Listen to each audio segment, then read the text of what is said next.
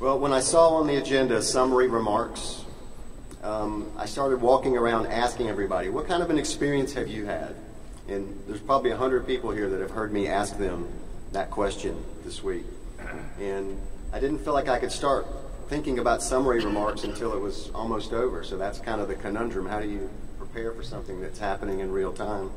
So this morning after breakfast, I got out a piece of paper and I've got 7 words that, for me, I think summarize my experience, and I hope it'll come close to summarizing yours. The first one is do-over.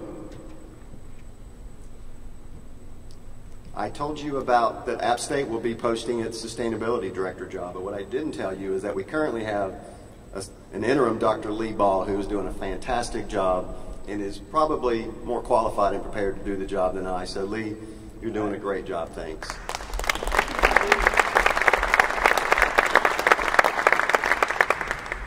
An event doesn't happen like this without lots and lots of people, and so I've had lots of thank yous kind of flung at me, but Karen Treves, where are you? I think everyone in here has had multiple emails with Karen. She's off working. We should not be surprised. So when you see Karen, thank her very much. People like Paul on the video, Tom on the AV, Brandon up in the sound booth, Greg Lovins, Susan Pettijohn, our whole team, Amy Sanders, Jennifer Maxwell, and I hate to start naming names because you're going to miss people. So if I'm missing anybody vital, scream it out. But it's been a joy to work with each of you. And I want to thank Keenan and Hayes as well. And they provide something that is the most valuable asset, and that's time and friendship. They push us and they support us. And so find those qualities in your alumni and put them to work, and you'll be amazed at the great things you can do when you have such dedicated friends and alumni. Janet Miller. Janet Miller, done a great job organizing the poster session. Thank you, Jeff. Jack Terrell. Jack Terrell. We can't say enough about Jack. The chefs, the food, the people in the black shirts. I mean, they're pulling double shifts. And I've had multiple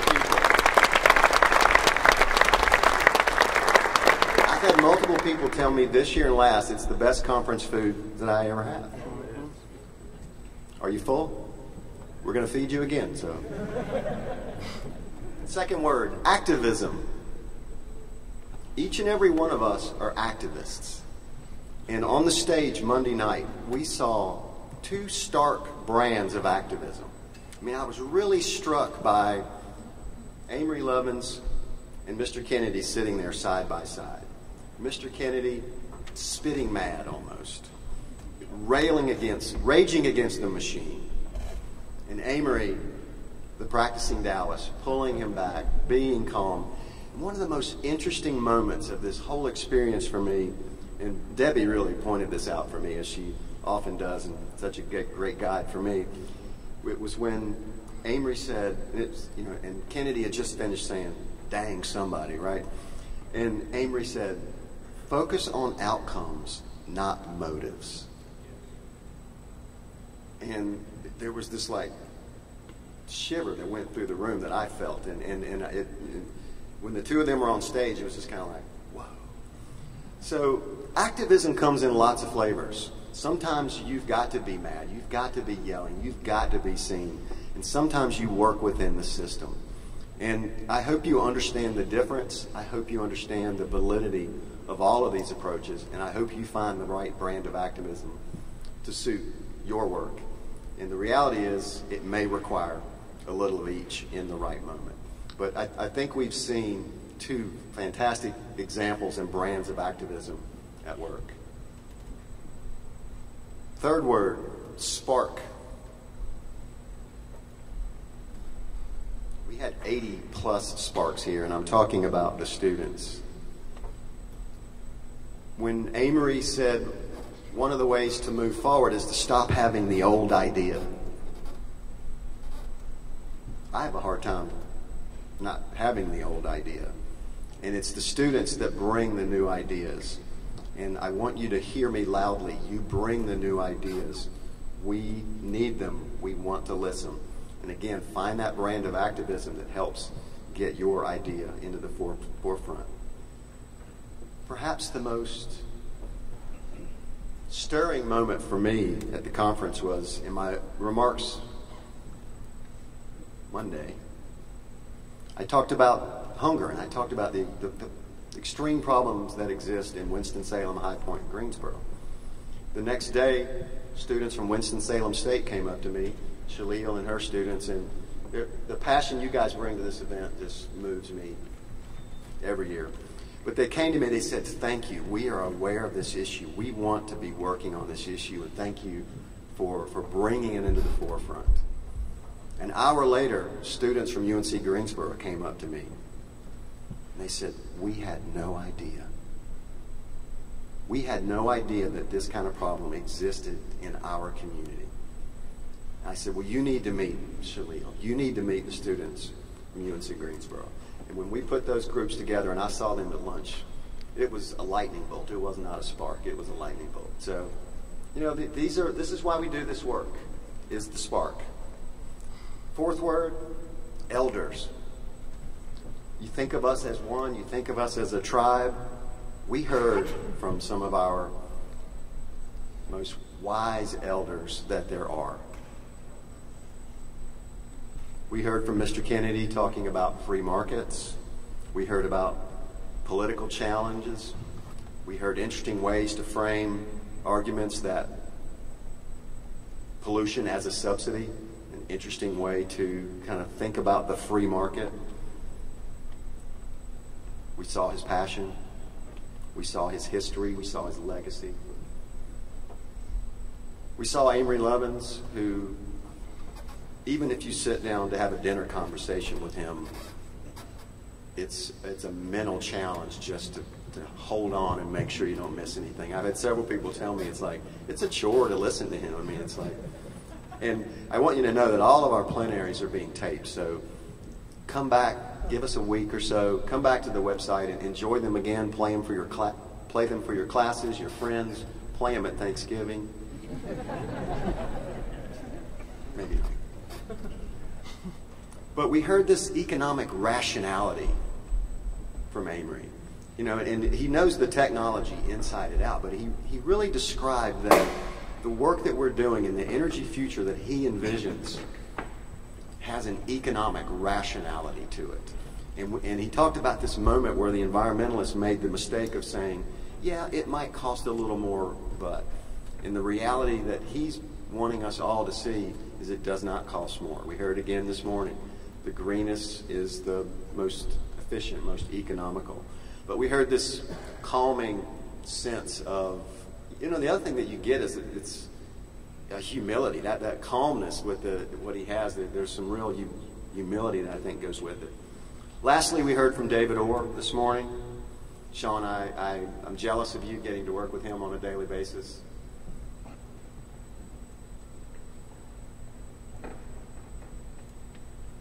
When he talked about systems thinking, you know, we are all connected. Everything is connected. And so when you think about that thing you're working on or that issue that burns inside of you, he encouraged us to be a thinking person and think as part of a larger system.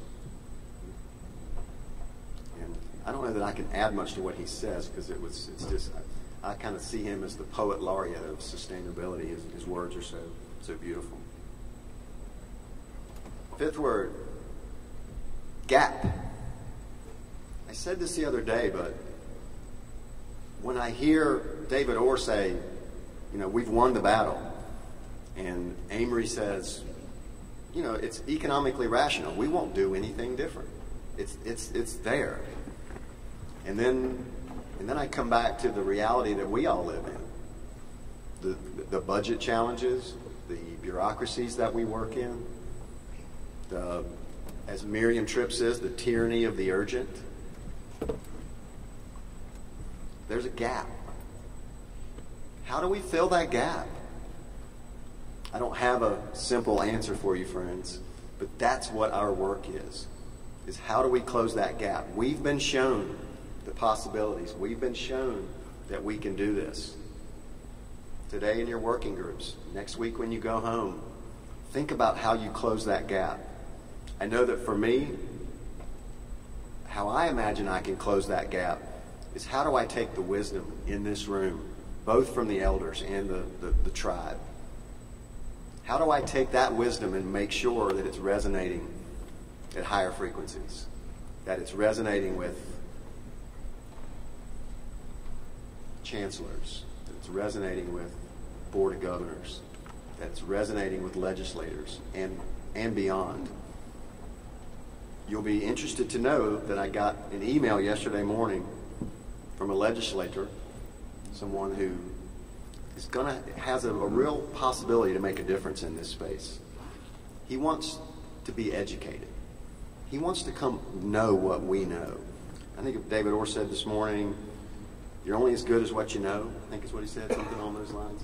So I want to make sure that the Appalachian Energy Summit and the Energy Initiative, that we're doing a great job of telling your story. You're doing great work. So I want to try to close the gap by making sure that the possibilities in the work that you do are known more widely. Sixth word, partners. Systems thinking. It takes partners. You know, I think about Duke Energy here this week. I think about Piedmont Natural Gas here this week. Some might see this as hostile territory, but they are part of the solution. You know, as Sean said last night, they're the incumbents. And I want to be clear, I think this group wants something different. There's an evolution and a revolution underway. And I think these companies and others know that in a time of revolution, you jump on board or you become obsolete. But I just want to thank them for being here. This is the first year we've reached out to the incumbents. And I know some people have kind of scratched their head about that, but this is systems thinking at work.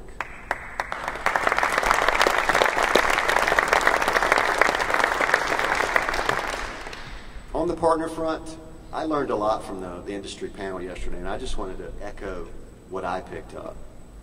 From Johnson Controls, big data. I learned a lot about big data, and it really hit me about the notion of building utilization.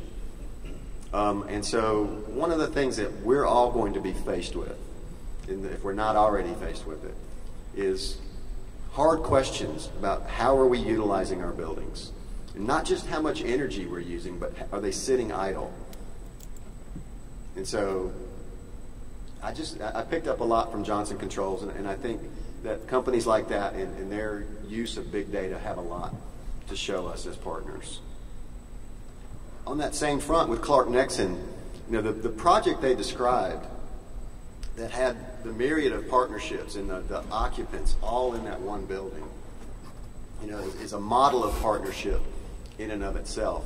And when we think about all these roles of higher education, one of our roles is, particularly in a town like Boone, you know, we are an economic engine for the town. And so if you find yourself, particularly in a smaller town, but even at a large research institution, we have this, you can call it an opportunity, I'm going to call it a responsibility to make sure that we are supporting our communities. And so as we think about our buildings, and so I thank Clark Nexen for bringing that model forward.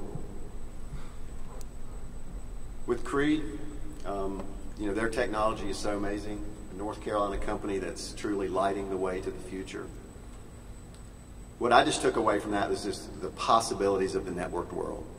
You know, he talked about light bulbs that are going to talk to each other in a mesh network, and as Jerry Marshall just said, you know, we're not going to have obedient lighting, we're going to have smart lighting, and there's a difference.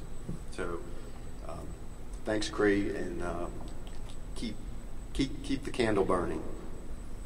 And then lastly, I want to mention Celtic Energy. And I think about Chris Halpin. Chris Lott's speech is here, but Chris is you know, if you just look at him, he is Celtic Energy. You know, he's an Irishman. He's got tremendous energy. He's done work in, I think, 10 UNC campuses. And I just think it's a testament to his energy and his team's energy, their creativity. And when he was describing what they do and what they're trying to do is a completely different story than last year. It's because they are not afraid and have the ability to be creative. So I picked up this notion of an evolutionary company, a company that's creative. And he came up, Chris came up to me more than once saying, tell me what you're up to. And so we kind of told them the things we're working on. And they're like, well, we can be here to help with that. So that's a partner. The last word is one. Can't remember who told me this. Somebody made a great observation about what makes this event special. Because I really do have people say, this is unlike anything else I go to. And I can't remember who said this. They said, what it is about this event is there are no observers. Everyone here is in a working group. So you go to an event as an observer, and it's just that. It's passive. There's this passive atmosphere. I love the action in this group. I love that after 4 years, we come together. I love that if I shout, purple, no! I knew that would happen. It was a risk, but a small one. And what kind of pride do we have? Everybody. What kind of pride? Yeah. I've got Aggie pride, I promise you. And so in that way, we are one. So with that, I want to just thank you guys for the hard work, a great summit. And I look forward to hearing what happens in your working groups this afternoon. I look forward to being with you in Pembroke this February. And that concludes my remarks in summary. So it's an honor to have the opportunity to do that for you.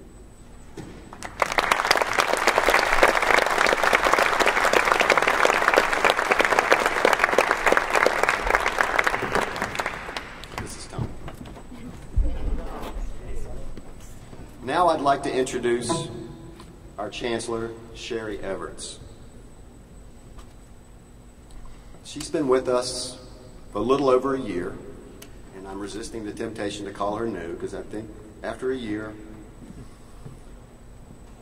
Sherry hails from Nebraska. I know that she was educated in a one-room schoolhouse, and that must have resonated with her because she went on to teach English at the middle school level and I think the high school level as well. She went back to further her education, and with her talents and skills and passion, rose to the level of Provost and Vice Chancellor for Academic Affairs at Illinois State. And 1 year ago today, or 1 year ago, July 1st, we had the privilege of welcoming her as our new Chancellor. So before she comes up, I want to thank Alistair Burke of Alistair Burke Photography, who has prepared for us a treat that tells us a little bit about where we've been in the last few hours.